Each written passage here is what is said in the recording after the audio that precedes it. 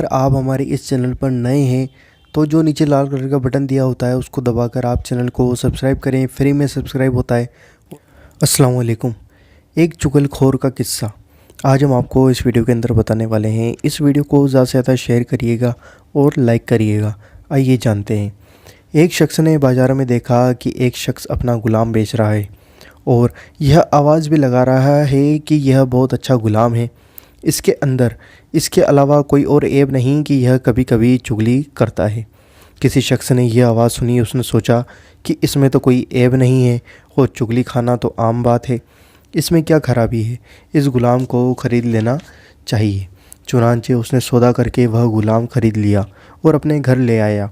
कुछ दिनों तक तो वह गुलाम ठीक ठाक काम करता रहा। उसके बाद उसने अपना रंग दिखाना शुरू किया क्योंकि चुगलखोर के अंदर वह माहिर था।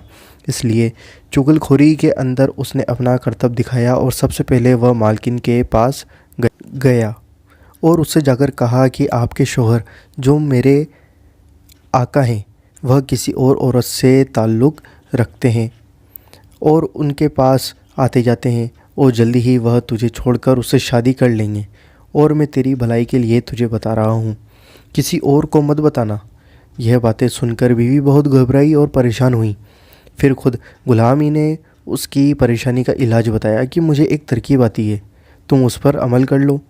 वह यह है कि जब तुम्हारा शौहर सो जाए तो तुम उस तरह से उनकी दाढ़ी के 1-2 बाल काट कर अपने पास रख लेना।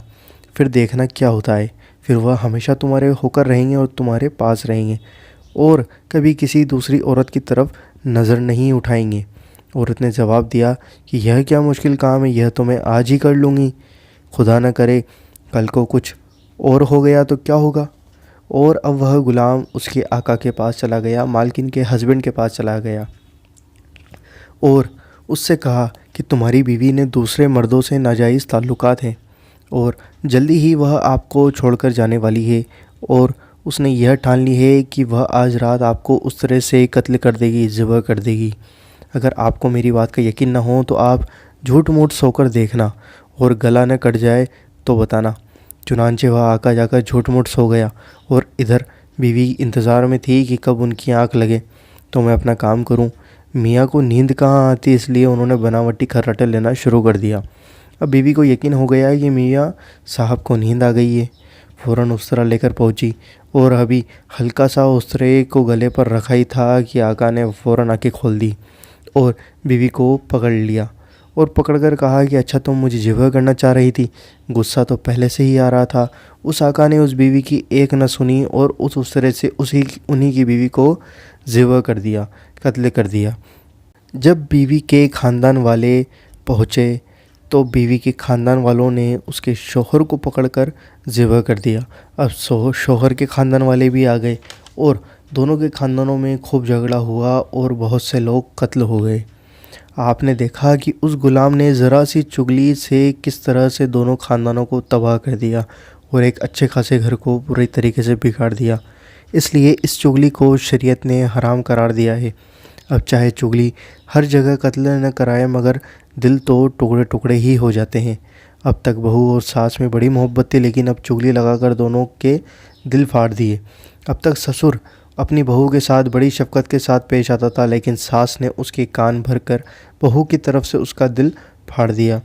अब घर के अंदर यह हाल हो गया है कि न बेटे के दिल में बाप का एहतराम रहा और न ससुर के दिल में बहू का एहतराम रहा और न बहू के दिल में सास की मोहब्बत रही और सब के दिलों में एक दूसरे के लिए खिलाफ हो गए। और यह चुगली करना और कान भरना जिस तरह घर के अफराद के अंदर होता है, इसी तरह घर के बाहर अफराद के अंदर भी होता है। जैसे दोस्तों में, रिश्तेदारों में यह चुगली खाई जाती है और किसी के सिर्फ बताने पर पूरा यकीन कर लेते हैं कि यकीनन उसने ऐसा कहा होगा, जबकि इस तरह सुनी सुनाई बातों पर बग़ैर तहकीक के यकीन करना भी जायज़ नहीं। बहरहाल यह चुगली करना बहुत बुरी चीज़ है और इससे बहुत ज़्यादा बचना चाहिए और यह बहुत बड़ा गुनाह है। हमेशा इस चीज़ से बचा जाए और कभी भी सुनी सुनाई बातों पर विश्वास ना करें। अगर किसी ने आपके बारे में मतलब किसी और के बारे में आपसे चुगली करी है तो आप उससे जाकर पूछ लें और उस बात को पूरी तरीके से क्लियर कर लें। तो दोस्तों, कैसी लगी वीडियो हमें कमेंट करके ज़रूर बताना। वीडियो को लाइक करना, शेयर करना ज़्यादा से ज़्यादा और हमारे चैनल को सब्सक्राइब ज़रूर करना। हम आपसे मिलते हैं अगली वीडियो के अंदर इंशाअल्लाह अज़्ज़ा वजल।